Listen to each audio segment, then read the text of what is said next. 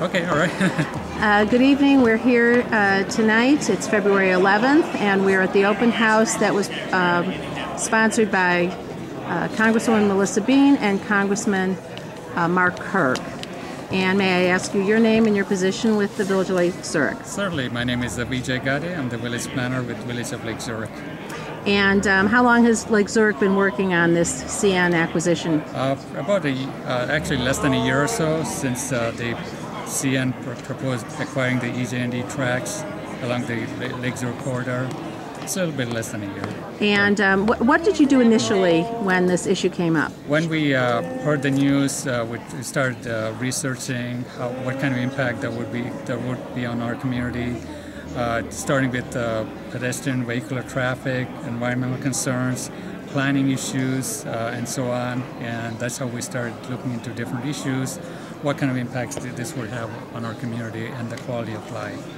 And have you found that your village board has been very supportive of these processes? They've been very supportive, and also they're unanimously opposed to this acquisition. And they're also concerned that should the STB approve this acquisition, there needs to be significant mitigation measures provided by the CN to the village of Lake Zurich and the area. And that's one thing that interests me very much, because if we're taking a more moderate point of view, what kinds of mitigations might there be? For example, we got 2 overpasses, but we have 4 other at-grade crossings. We would like to see major improvements, like overpasses, sound study done for residential neighborhoods, safety concerns from the Lake Zurich High School facility across the tracks that needs to be taken care of.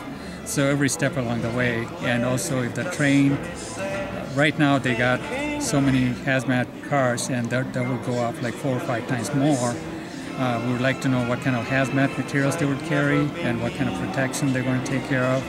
And in some situations, the village may need additional training, additional equipment. We want all those details.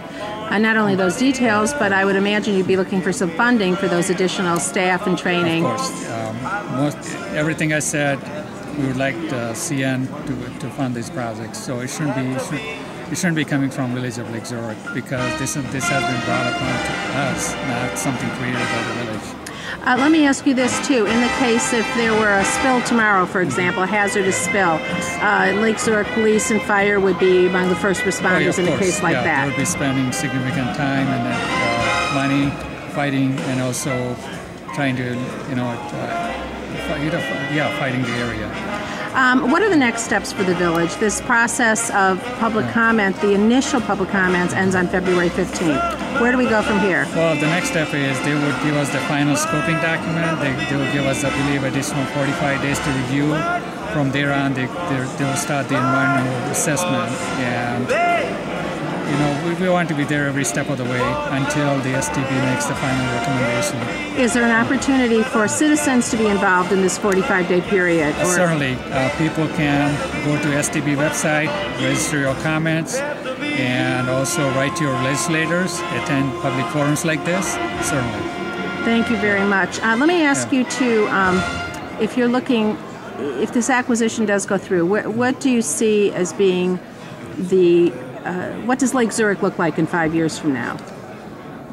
Well, that's you can look at the worst case scenario or the best case, depends which one you want to look at. Let's look at both of them. Okay.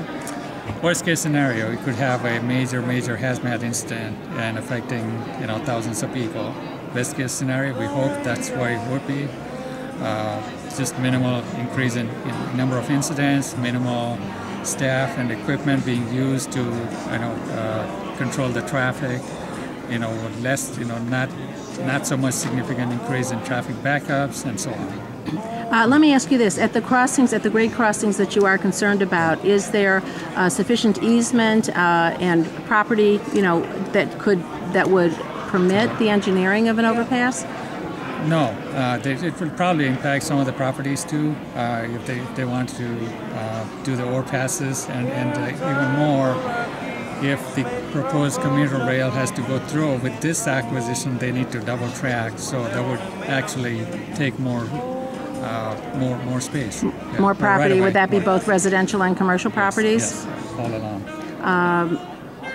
Is Lake Zurich High School going to be impacted directly, aside from the transport issues? Well, I don't know exactly how the right-of-way is laid out, whether it's going to impact the Lake Zurich High School or the landings apartments. So one way or the other, it's going to require more right-of-way all the way along. Is Lake Zurich posting information about this on the village website? Yes, please check our website, volz.org. We have constant updates on the landlord issue. And that's VOLZ for Village of Lake Zurich.org. That's correct. Thank you very much for talking with us tonight. You're welcome.